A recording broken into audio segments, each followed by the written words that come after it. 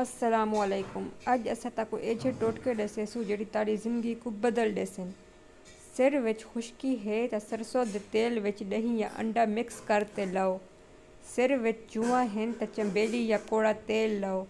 संग खराब होवे ते आवाज़ ना निकलदी होवे तो कच्चा अमरूद भुन के खाओ। पेट विच दर्द या गैस है तो पुदीने दे पत्ते चबाओ या चूरन खाओ। उल्टी ना रुके हिक चुटकी जीरे दी फक्की मारो। सट लग पई है खून ना रुके तो कपाह को नारियल दे तेल विच बोर ते लाओ। ज़बान टुकी वंजे ते खून ना रुके तो फटकरी लाओ। पेरी विच दर्द है तो जैतून दी तेल दी मालिश करो। दुननी लह गई है नीम गरम नारियल दा तेल दुनी विच लाओ।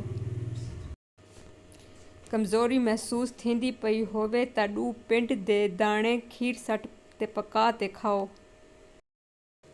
गर्मी बहुत ज़्यादा गर्मी विच लगे तो खीरा खाओ। सर्दी बहुत लगे देसी अंडे खाओ ते मच्छी खाओ।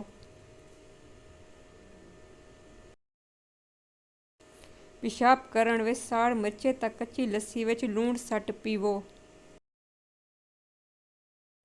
पानी आले फेरे होवन तो केले उत्ते जीरा सट ते खाओ। खावण दे बाद भारीपन महसूस थींदा होवे तो नींबू दे कतरे पानी विच सट ते पीवो। मोटापा घट करना होवे तो निहार मुँह नीम गरम पानी पीवो। रंग सोहना ते चिट्टा करना होवे तो चीकू विच अर गुलाब मिला ते मुँह ते मलो। 20 मिनट तक मुँह ते लगा खड़ा रहे वल मुँह धो गिनो। कन विच दर्द है तो सरसों दे तेल विच लौंग साड़ ते कपाह दे फंबे को तर कर ते कन विच लावो। गाजरी खाओ अखी को तेज करेंदी ये।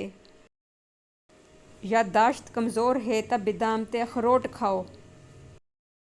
जे ताको वीडियो पसंद आई है तो वीडियो को लाइक ते चैनल को सब्सक्राइब करना ना भुलाए।